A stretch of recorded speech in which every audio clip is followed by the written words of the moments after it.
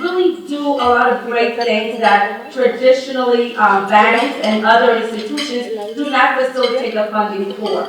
So we want to thank all of you, especially our sponsors, for really coming today to support us in this endeavor. It is now, you all know that I talk a lot, so I said I need to get someone to really run this show today so that we can stay on point. So it's truly an honor for all of us here today to have our Washington Heights own and dear Deborah Santos, who's editor at the Manhattan Times and the Bronx Press. So Deborah is going to take over. Sandra, can we all have a laugh at that, please? Is there any notion of that? So good afternoon. It is in fact really my pleasure and my honor to be here with you this morning. As she mentioned in passing, I'm the editor of the Manhattan Times and the Bronx Free Press, both of which are your local community bilingual newspapers, and in fact are the only bilingual newspapers in the metropolitan region. So we pride ourselves in being able to tell the stories of our community in English and in Spanish as a way, for the last 20 years, as a way of bridging our community together. So this time, for example, you'll find that there are a number of you who have come across the Aventuras con Dulce story, the Sweet Teen story, and you'll find that that's readily available to you in English and Spanish, just as the fact that the Jewish high holidays are simultaneous, and that also is something that we share. So I'm glad and thrilled and delighted to be here with you, because what Sandra didn't mention is that we are actually going to be taking turns calling each other names. Women, can you hear me? Women who are in this room, and women that have followed, will follow, and women that we have followed, have been called many, many names. Here, this morning, this afternoon, we are gathered to call each other fearless. We are here to call each other proud and brave. And the other words you may want to use, you can reserve for your private conversations, but the fact is we're here to call each other names, and we're here to call each other the most exalted, the most delightful, and the most important names. Women in this room will know exactly what those conversations look like. And again, I thank you, and I'm delighted to be here with you again. You know, the people we're here for, but just let Beverly say that, I mean, she's on New York One, she rocks on New York One when I see her. And then I just had the opportunity with Yvonne Bennett, we were in Chinatown to give her an award. And the great thing about Chinatown is you can have 1,000 people in the room, which is pretty normal, and only 6 of them are listening to you. So it's great, particularly when you're speaking English, that's really a killer. So she and I were together, and there were 4 more people listening to both of us. But it was an honor to be able to do that. And everyone in this room is phenomenal. I do want to say that I have known Rita Cartman, we're neighbors, for about 40 years. So for her to be here today and one of the honorees is really a big deal for me. And thank you.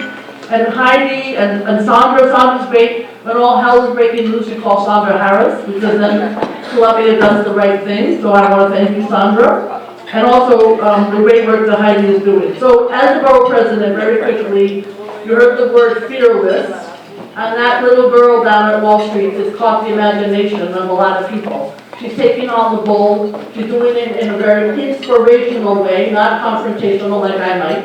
And she is extremely representative, I think, of a lot of young people who are trying to figure out women in business, entrepreneurs, people on boards, corporate world, non-profit world, and it's sort of on the tail end of the Women's March, which was run by women of color, biggest march ever in the United States, around the world.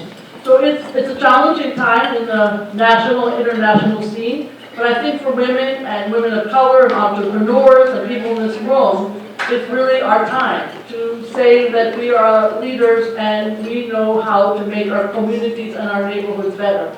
This group, in this room, Honorees and Beyond, is exactly that group. And in terms of small business, we're trying in our office, working to try to get people signed up for getting paid directly by the city. We're working, as you all are, on MBE, WBE, and we're always trying to figure out how to help the storefronters, because the biggest elephant in the room is the rent issue, and how to make sure that that's something that is affordable. The women are the fastest growing entrepreneurs and small businesses in the United States. That's true, you have wonderful organizations backing you up as entrepreneurs in Washington Heights, 2 in particular, but there are others. The chamber is always there. So I just want to thank you. Being here today is an honor. Honorees are fabulous, but more importantly, it's just all the work that comes together in Washington Heights. You know, I have the opportunity to see the whole borough. Washington Heights really works together, and I want to congratulate you. Thank you for including me. Great lunch for also great people. Thank you very much.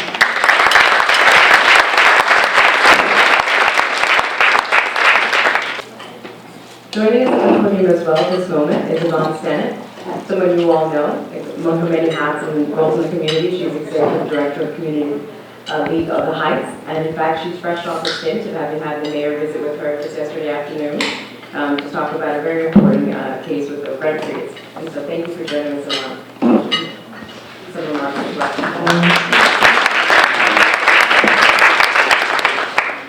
So good morning, everyone.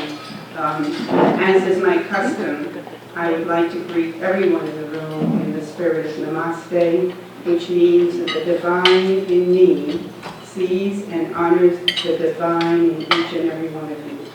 So God bless, and I'm glad we're here today. In having a conversation about the purpose of this luncheon, a very serious purpose, and that is really to not just celebrate our women in business, but to figure out a way, how do we help sustain our women in business? So this is not just a one-off event that comes together to celebrate the wonderful work that women have done and will continue to do, but how do we come up with a way to financially support women in businesses who are having problems getting larger grants or larger amounts of monies to do things like improve the facades in their businesses, do marketing a little better so that they can get out their products and get out their name. And in that spirit, what we are starting here today is launching a fund by the proceeds from this event and others that we will have, so that we can set up a grant program for small women businesses to come to us and say, we need $1,000 so that we can do marketing better, so we can look at our infrastructure and be able to make it more modern. So this is a real deal. This is not just having lunch. It is about serious business to support women in our community. So I wanted to deliver that message in a very serious tone, because it is exactly what we need to do to sustain small businesses in our area. And I'm not knocking the work of wonderful Ken Knuckles back there.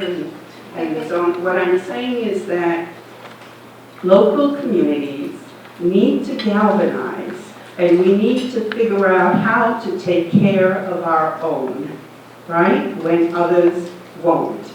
And as much work as our women have been doing in our community over the years, we need to lift them up and be able to support and sustain them in a very tangible way. That's why we're here today. And that's why I'm glad each of you are here. And I'm about to say, raise your hands if you believe you can help to sustain us. I better see every hand in this room shoot up. Thank you.